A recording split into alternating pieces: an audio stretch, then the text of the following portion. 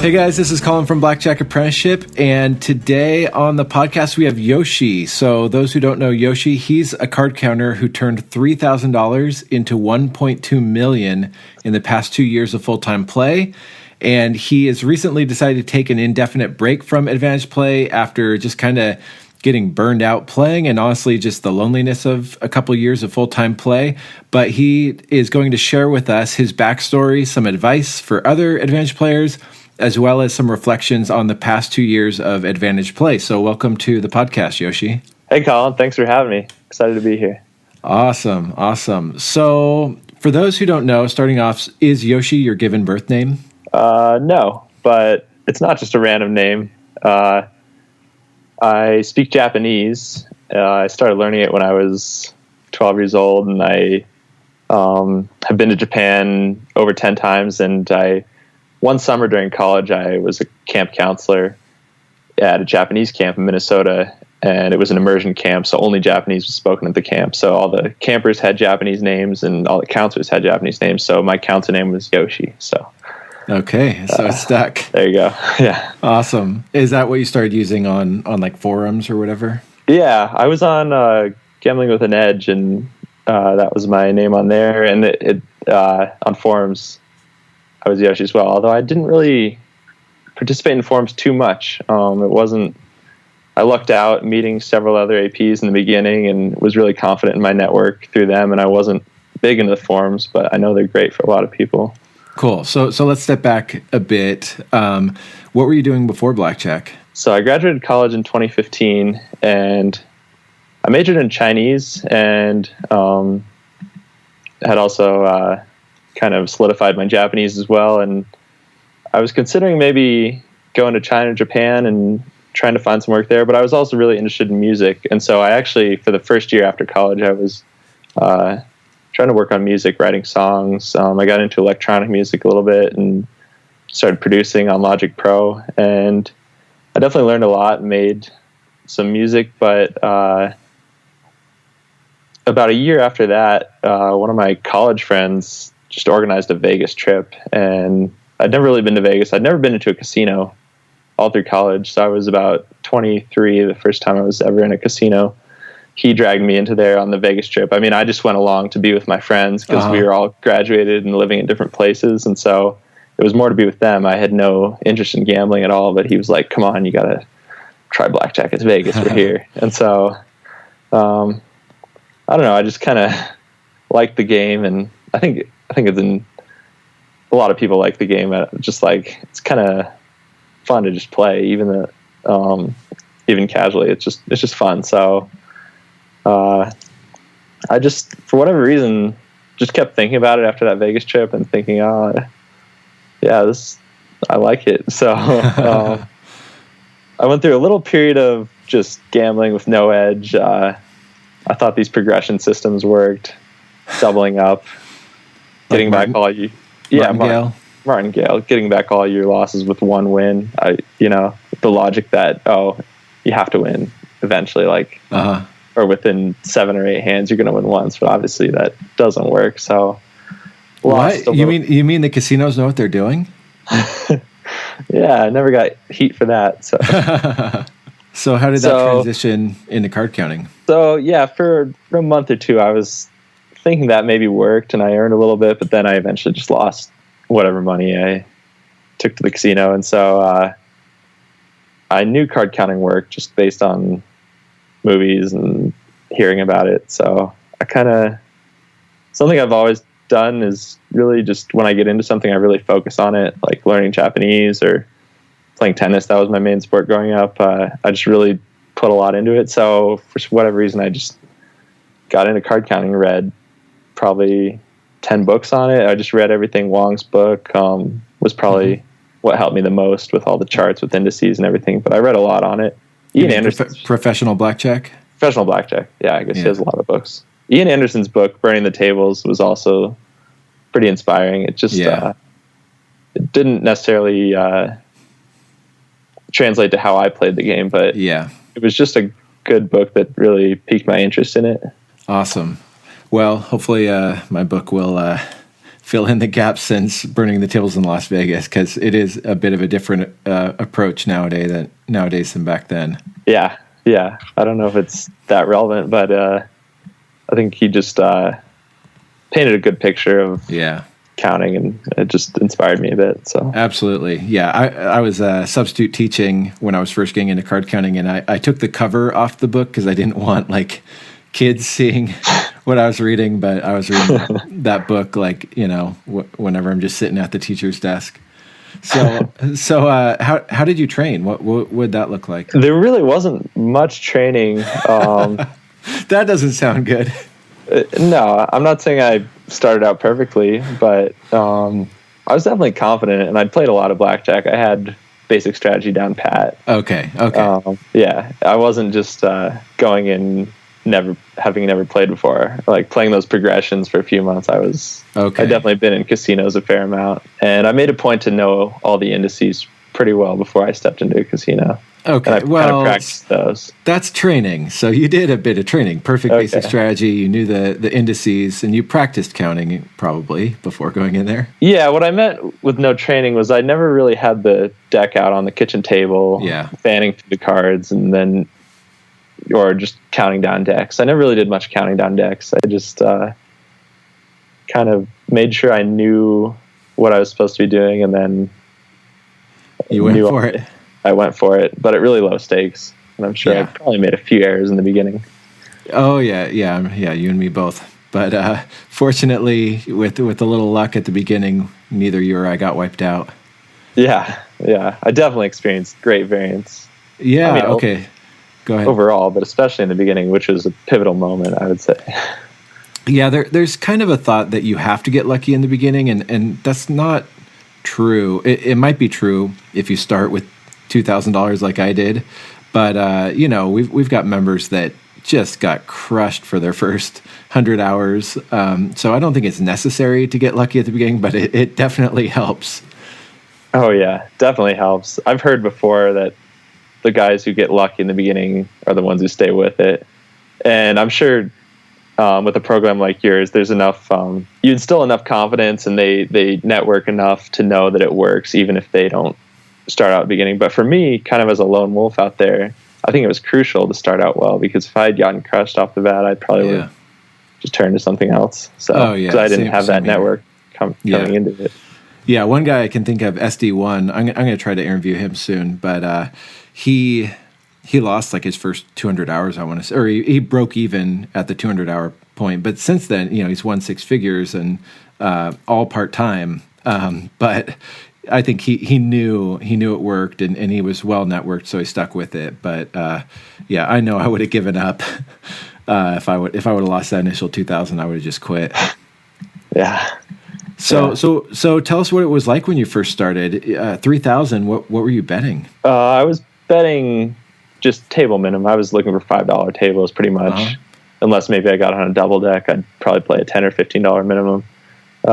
And then for the first, I don't know, until I broke maybe 10 or 15,000, I was just betting true count times $10 on two hands. So like a true 6, 2 by 60, something like that.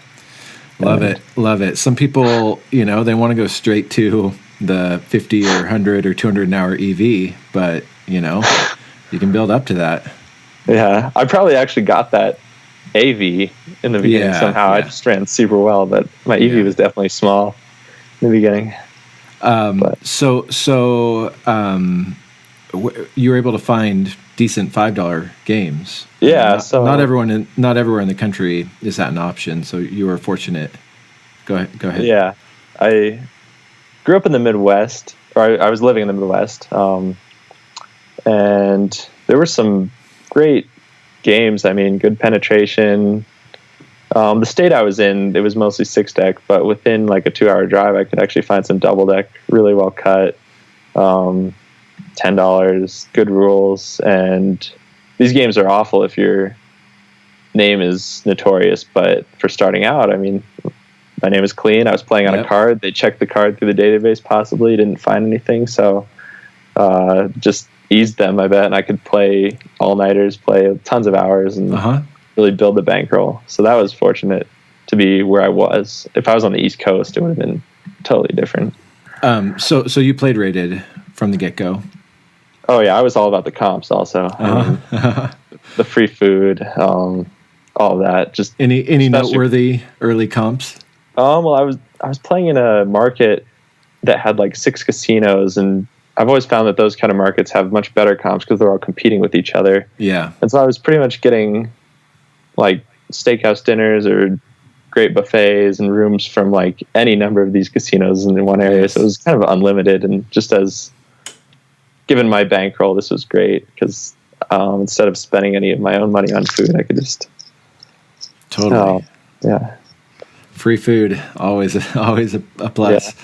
So how quickly did you start ramping up your betting? Well, I started counting in July 2016, and till about December, I was just kind of steadily earning money, but I hadn't changed my betting a whole lot, and I'd made $35,000 in that initial 6 months. Nice. And then so I had close to $40,000 coming into 2017, and at the beginning of 2017 I kind of started ramping it up a little bit and started getting heat for the first time, but I earned a lot more after that point, so it just steadily increased, but with much bigger amounts in the same amount of time starting then.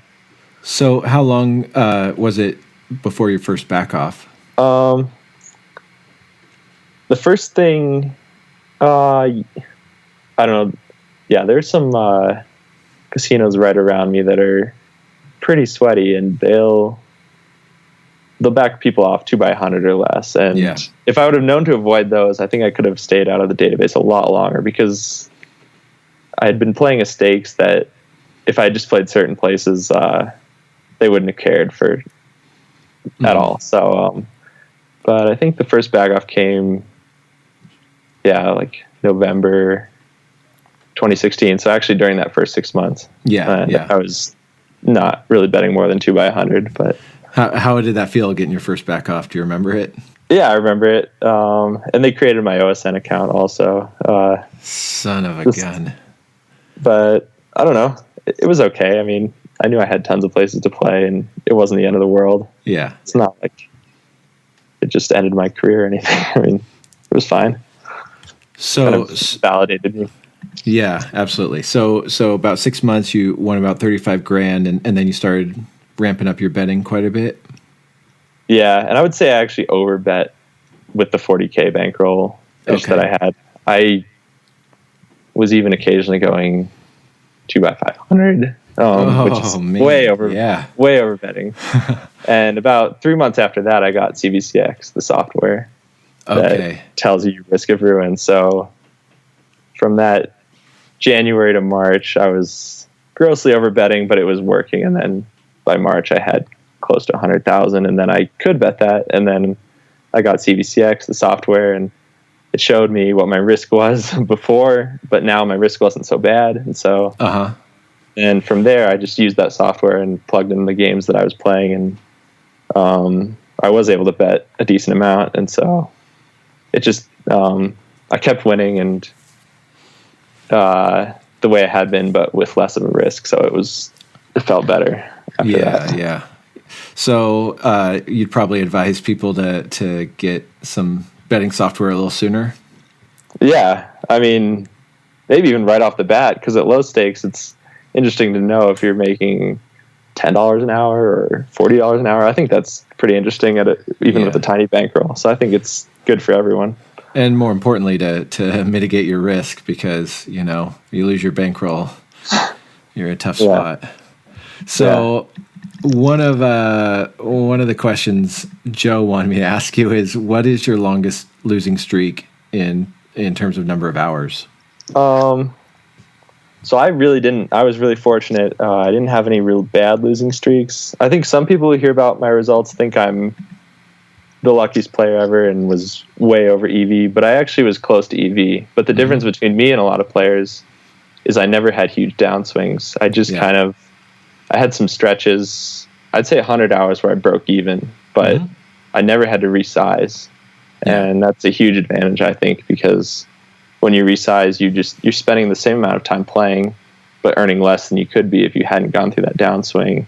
And so that helped my bankroll keep increasing at the rate that it did, was because I never had to resize. So that was really great. But I was near EV. I just had some break-even sections of my career. Maybe 100 hours was the most. So it's really interesting from my perspective, because I teach this stuff, and it you can say, oh well, you've got a 1% chance of this or a 10% chance of that, and it all just sounds like completely hypothetical. But at this point, I've known enough card counters. It's like, I know the guys that have had the worst of the runs, and the guys that have had the best of the runs, and everywhere in between. And it's not surprising that it's out of the ordinary to not have any horrible losing streaks, but there's bound to be some card counters that have that, and you won the lottery there. Yeah. So how go ahead. Oh no, I'm not saying I never had big losses. Like, I had a day where I lost 60,000 in one day, and I mean, some people could consider that like a losing streak, but at that point I was already over $500,000, and I didn't have to resize because of that. And when I say a break-even streak, it might have been swinging 50,000 in each direction, a bit. I just wanted to clarify that I had big losses for sure. I just didn't have the long, grinding losing streaks that take months that a lot of players experience. Well, and of course, some people like Joe or Richard Munchkin, it's like that's what we all kind of commiserate or have to kind of end up talking about, because that's what we remember. That's the toughest part of the job. But I mean, continuing to battle with a $60,000 losing day, that's no easy feat. A lot of people would be like, second guess what they're doing with their life after losing $60,000 in a day. How many hours have you played total? I played almost 2,500 hours in that 2 years. It was really a lot of hours, and so say that again. How many? Almost 2,500 hours. Okay. Yeah. And I think people might underestimate that when they hear my earnings, but I played a lot of hours Blackjack. A lot of hours at big stakes where the EV was pretty high. So I was lucky to get in a lot of time, even when I'd raised my stakes to a point when, a lot of casinos shouldn't be allowing that to happen, but they did. Yep. That's a lot of double downs, a lot of splits, a lot of winning and losing hands. That's awesome. So I know Raimo, one thing he was saying that was a boon for you is keeping your expenses low. You want to talk a little bit about that? Yeah, that was great. I was really in the best position to have the kind of AP career that I did, talking about the rest of my life. So my parents have their own business, and I was helping them out just when I was home. It wasn't a set work schedule. There was so much lenience in terms of that. And so they kind of took care of food and whatnot when I was home, and I wasn't paying any rent because my grandfather owned a couple of houses in the town that I was in the town where my parents live, and he passed away, and then we acquired one of the houses, and that kind of became my place to live. I don't know. No debt. No debt from college. No kids. No major purchases. I wasn't living extravagantly either. So pretty much just gas and I don't know. Towards the latter half of my AP career, when I wasn't playing rated, I guess I was paying for food. But you can afford to buy your own food and get your own hotel when you're making a couple $100 an hour.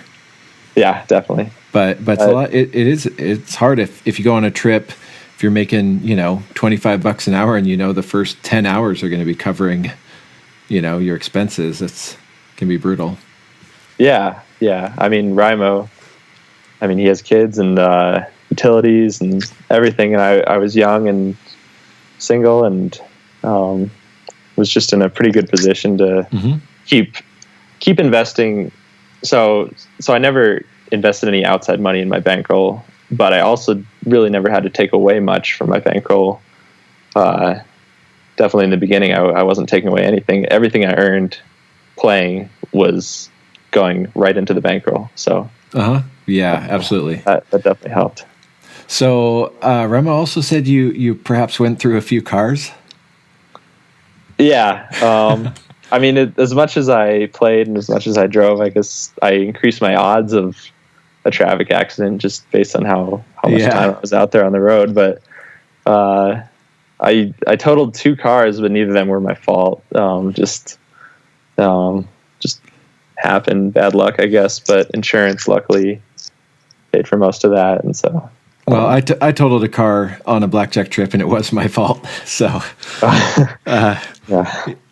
which is actually kind of a good point to those people listening. When I was talking to Rimo earlier, asking if he had any questions for Yoshi, he was saying somehow we got onto the topic of driving and the long trips, and he was saying that he caught himself like getting drowsy driving and chosen to pull over. It reminded me of an early trip with my earlier team where I was riding right behind the driver and the person driving started to nod off and I like shook his shoulder, woke him up, but there can be a lot of driving as a card counter or advantage player, but just, we want to keep our risk low, both at the tables and on the roads, all that stuff.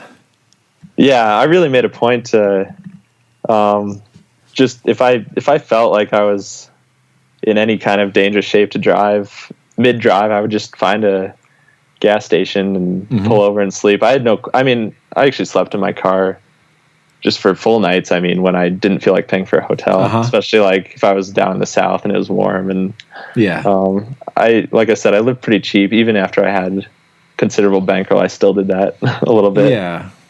So I had no qualms about sleeping in the car. And so if I was tired driving and I thought I could be putting myself in danger, just always pulled over. And because I had total freedom in my schedule, I wasn't rushing back to my kids or rushing back to a job on Monday. So that was a good thing that I could kind of just take my time and make sure I was doing it safely. And going back to the topic of keeping expenses low, there's no right or wrong way to be an advantage player, and it really depends what your goals are. But it is a common thread. I think a lot of us, we enjoy the freedom that the money provides more than like just buying nice things. And, so, I think most card counters I know have slept in their car just to save the $150 or whatever. And I don't know if I would do that at this point, but I definitely have in the past, and I get it. It makes that bankroll last a lot longer. So how long of trips did you typically go on? Especially, when I was in the beginning, I was playing really close to home, within 2 and 3 hours of home, and I had a lot of games that I could just keep playing. So that I wasn't really taking long trips then. I would stay in the comp hotels if I wanted, or I would just come home, either way. But then as I started to get burnt out, I had to go to the South, to the East Coast, to the West Coast. And so I wouldn't want to cut myself short on, if I'm driving all the way there, I want to make the most of it. Sometimes it'd be 2-3 weeks straight playing every day, but just on the road. And sometimes places let me camp for a couple of days. Sometimes it was like 1 or 2 or 3 casinos in a day, and then on to the next day and different ones, and getting back off all of them. Just depended where I was. Was there a point where you made a decision to go kind of all in with card counting, or did it just kind of happen pretty organically? I'd say it happened organically. Like I said, just winning steadily in the beginning, just my confidence was sky high about it working and about keeping I mean, earning more and setting goals for earnings, and that kept the motivation alive a lot. So it was just kind of really consumed me for those 2 years that I did it. So how did, well, actually, let me back up. What are your biggest wins and losses as far as sessions? I was, like I said before, the $60,000 day, it was within like one day. I woke up and went to sleep, and that 60,000 was within that, but that was spread out over, I think, 3 casinos. There was also just one casino I played for 8 hours and lost almost 50,000. That was another time. But with both of those losses, my bankroll was at a certain point where it was okay. I mean, I didn't resize, and I could kind of grind out of that within a pretty short amount of time. Actually, after those experiences, I just like won for a few weeks after that. So that was great. And then on the winning side, I did have a couple sessions, right around 6 figures, 2 different casinos. So those were pretty nice. Yeah. We had, I think, one guy on the church team won $100,000 at Verona in a day. And Max Rubin was not happy about it. But maybe I feel like we had a guy with $80,000 win, but I mean, that's over 6 years of the church team. We had, one 6-figure, $100,000 win, and Raimo was saying you had a couple in that range. Yeah, they happened in about 3 months. One of them in March and one in May. So that was pretty nice to. So for those listening, everybody's like, oh, you could get away with this stuff 10, 15 years ago, but it still happens. Yeah. I mean, if they're letting me get away with that now in 2018, and card counting's been around for 30 years. I don't think there's any. That. Yeah. I mean, it's definitely possible. Still. So another thing Raimo was saying is that you guys would have a tendency to just bump into each other and like around the country. He said this is how he put it. He said, before long, I started always booking a room with at least 2 beds, because inevitably you or Levi would be like within an hour's drive. Is that true? It just tended to happen. I mean, I talk to Raimo all the time, and we usually know where we each other is. I mean, we'd be telling each other where we are, where we're playing, what casinos. But we also tend to move around so fast based on back-offs that it just so happened one time, I guess he had been in the upper Midwest and I'd been all the way in the South. And then somehow we're both like within an hour of each other in Oklahoma. That's amazing. Like he said, oh, I'm about to play this casino. And I was like, that's the exact casino that's in my GPS. I'm on my way there. And I don't know. It's fun because then we shared a hotel. We've shared hotels in a lot of different places, and cuts down on expenses for both of us. And it's great just to hang out as well. Since we're playing and out on the road alone, it's awesome to hang out with good friends like that. He said he gets to be the big spoon when you have to share a bed. No, I don't know if we ever shared a bed. Yeah. I'm just kidding. It really became an inside joke between us, even when like I had no chance of being where he was. He's like, well, I'm getting 2 beds just in case you book a flight. Yeah. Today. So with all this play, 2,500 hours, I mean, even before the 2,500 hours, just maybe 500 hours in, how did it all compare to your expectations? Yeah, I think it really changed my life. I don't know. Coming out of college, I wasn't broke or anything, and I was like stable. I could work for my parents. I knew there were a lot of things I could do, but I really never had any money, and it all like kind of built on itself so quickly once I started counting cards, and it just I don't know, the perspective and the expectations the goalpost just kept getting set further and further back, and I guess that happened kind of organically, but also kind of fast. I mean, in the amount of time. So yeah, definitely life-changing experience. How's it changed your view of money? I mean, I try to not take it for granted. I mean, right now I don't have any income. I'm actually focusing on music again, and with that kind of thing, there's no guarantee it'll go anywhere. And so I'm really not trying to splurge or just think I can just go earn this again if I start counting cards again. I mean, I could easily go through huge downswings right off the bat, and I don't know. I mean, I just try not to take it for granted, but it's definitely I definitely think in a little bit of a different way. I don't hold back from nice dinners now and doing things I want to do, whereas maybe before I would have been like, well, I want to do that, I want to eat that meal, but I just can't. And so I think I'd like to think I'm a little bit happier just because I'm not stressed about money at the moment, at least with smaller purchases, meals, going to different destinations, paying for concert tickets, just stuff like that. So have there been any negative, unexpected results, just as far as like the life of a card counter? Yeah, well, I would say even 1 year ago, so halfway through the 2 years, I was just all about counting. It's all I wanted to do. No interest in, I don't know, no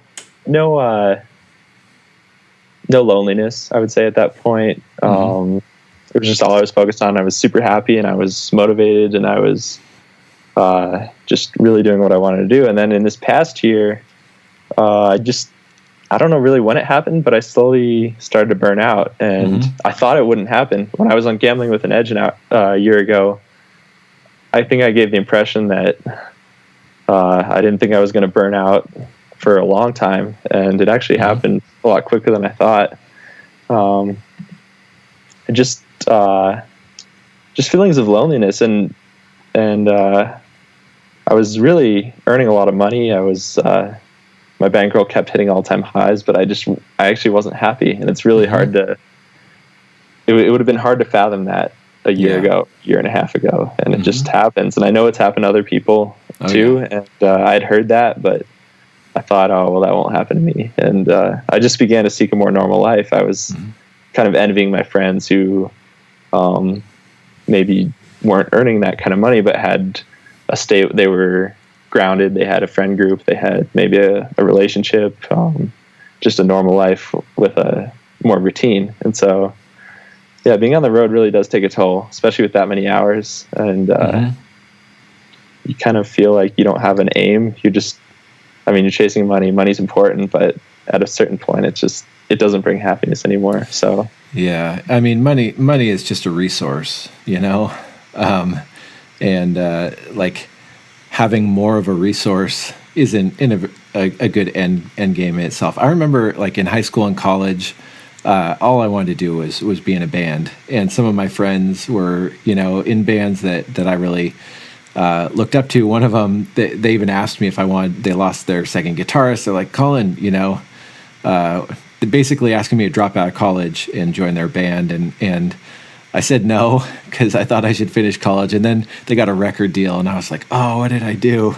And I remember feeling like so jealous. They're touring around the country, they're playing with even, bigger bands and all that stuff. It was all I ever wanted to do. And then like another 2-3 years later, I'm talking to them, like, oh, I just want a job. Like, I just want to, like, one of them's like, oh yeah. And this was a band, they were like my favorite band at the time. And the drummer's like, I think I'm going to become a bartender because then I can just be at home. And and I'm like, what is going on here? You're like, living to me what seems like the dream life, but after a few years they got burned out from it and were looking for some normalcy. I think the thing about card counting, the nice thing is it's a trade, like a band, you can't just like pick it up again in 5 years if you need to make some more money. Card counting, you actually can, as long as you have a bankroll and keep your skills fresh. But I think you can get into this route where you feel like you need to do it and you don't. And if it's like if you're miserable, like, man, step away. So I'm glad to hear that rather than you playing further into burnout or whatever, just like not being in a good spot personally. Yeah. I would say even when I was around 800,000 or so, I was really unhappy, but I think I really wanted to hit seven figures. It was like a big goal. And I also thought it could take another year or so. So I was prepared to play much longer. Mm-hmm. But once that happened, I kind of was okay with, just like what you said, I don't need to be playing and I'm unhappy. So let's not play. And I think that's, really important. Cause I was in a rut of just feeling like I had to play for these earnings goals, but now that's like that's what workaholics do.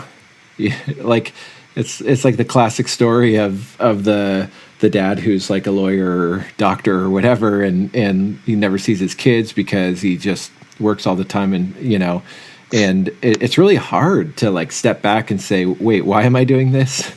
It's probably easier as a card counter because you don't have like clients and all that stuff waiting on you. But it's just, I'd encourage anybody to step back, whatever you're doing, and say, why am I doing this? Is it really furthering my big picture goals, or am I like, living for the next like carrot in front of me? Yeah, that's really what it was for a while. Mm-hmm. But I don't know, what I kind of learned is to really enjoy it when it's good, because in the beginning I was loving it. And I think a lot of APs who are starting out and maybe have goals like I had are in that period where it's great. They're motivated. They love the challenge. They love the travel. And so I realized that wherever you are, like now I'm working on music, so I'm loving that challenge right now. And I'm sure maybe even someday, even if I got established, I would grow unhappy with that. So nothing's ever perfect. And so just really for upcoming APs, just when it's good, enjoy it. Don't take it for granted. And nothing's ever going to feel the same way forever. So yeah. Any other unexpected positive results to card counting other than money? I mean, it was lonely, but I did meet some great people. Obviously, Raimo, Levi, Joe, you. Just, I don't know. It's a good community, and these are friends I think I'll always have. So, and I wouldn't have met them any other way. So that's something I'm definitely grateful for. So. That eased the loneliness for sure, because I don't know, without them during that period on the road, it was already kind of miserable, but it helped a lot having those friends. Yeah, absolutely. Yeah, I've wanted for quite a while to add a section to the forum for our members that's life after Blackjack. Just to like have those conversations, because it can be, kind of a confusing, like, well, now what? And some people figure out how Blackjack continues to fit into their life, and some people decide, you know what, I'm done, and that's okay. Like, that's great. You used it for what you want it for, and like, I don't think people have to be card counters forever. But I'm glad to hear you're at least taking a break, if not retired. Yeah. So I'll say one other unexpected thing. It's just kind of a funny story. I'm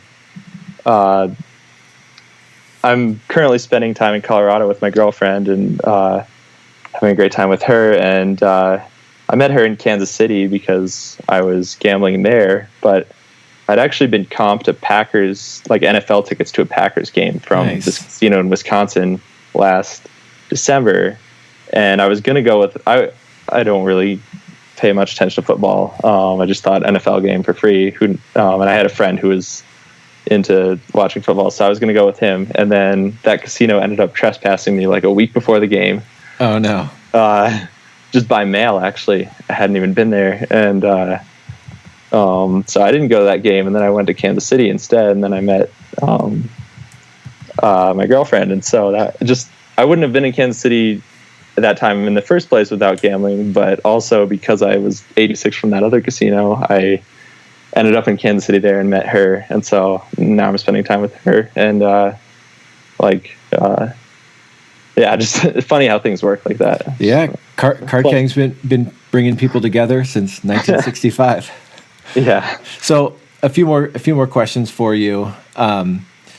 This is a big one I've been wondering, is when I took you to my favorite taco truck for lunch, would you say that A, it slightly exceeded your expectations, B, it greatly exceeded your expectations, or C, it massively exceeded your expectations? I'll say greatly, because I knew you wouldn't be taking me to anywhere without pretty good tacos. But it was awesome, and I think I even told you I asked you for the name because I wanted to go back there for more that day because I was still hungry. But a bang bang, that's what they call it when you have lunch and then you go have a second lunch. Yeah. Yeah. Okay, well, now that we got the important stuff out of the way, what's a favorite casino story? Favorite casino story? It's kind of hard. I will say one thing. Even in recent times when I wasn't playing rated on cards, and Raimo knows all about this, I just had really good luck in still getting these great offers because so I would play unrated, probably get backed off or countermeasured or whatever, go cash out a bunch of chips at the cage, and then I'd have to show ID because it'd be a CTR or whatever. They'd look up my name, see I had an account, and a lot of these places seem to be rating me for that play. And then all of a sudden, a month later, I'd get like $750 promo chip, like 4 nights in a suite at like the Palazzo or something. Just, which I didn't deserve at all. I hadn't played rated. I don't know. It was these great comps, which seemed to be a thing of the past, actually started showing up again with these random occurrences where they rated me, even though they backed me off and I played unrated. So it happened at a few different places, and it happened on some, like a Hollywood, and so then my office would be good for all those marquee properties, and it gave me a lot of opportunities for free stays, and then I would go play in places because I knew I had free stays, and then maybe I had great trips there, and so I had some really good luck with all that. Awesome.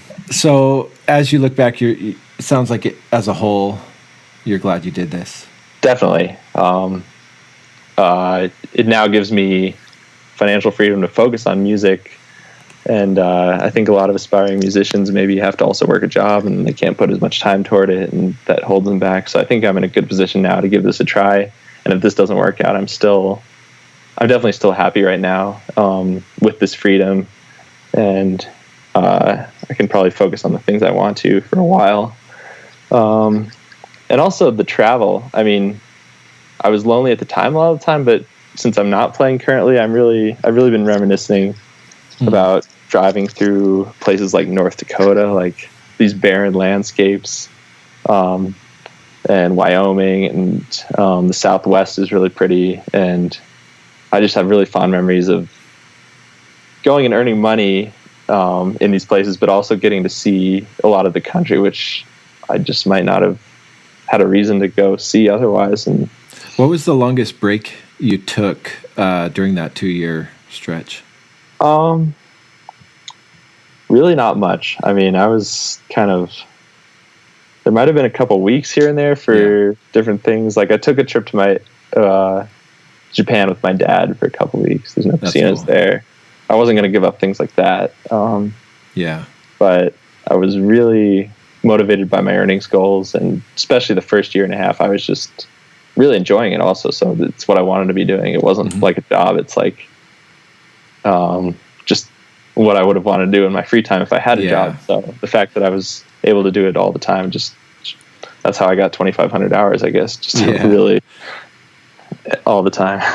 I guess the reason I ask is I feel similar to you, where it took being away from it for a while to really appreciate it.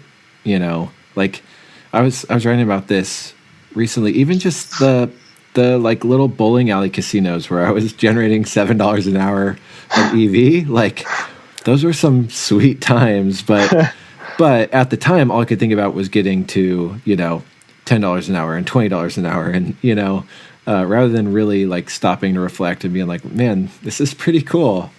So hopefully you get more time to reflect on it. Are you going to like try to journal or write or anything to reflect on the last couple of years? I don't know. Some of my friends keep telling me, write a book. And I'm like, well, there's already lots of books out there. And they're like, no, but your experience is different. But I think like doing this podcast, and I think they invited me back on Gambling with an Edge a second time. And I've been just texting with a lot of guys that are currently playing. I'm always happy to talk about casinos that maybe I played and they're going to play. And so I'm not shutting it out of my life. I'm still down to network about it, but I just think not playing is definitely going to be better for me and my happiness and let me focus on other things. Because I've often thought about that 2,500 hours, like the money I made was amazing, but if I put that amount of hours on anything, I mean, you can become great at anything with that amount of time. So absolutely. Yeah. Well, I guess as you continue to, give back or share information with other people, you'll be able to kind of reflect and process the last couple years of blackjack. Yeah.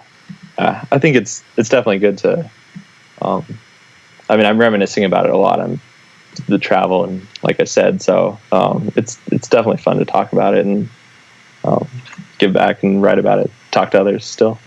Awesome.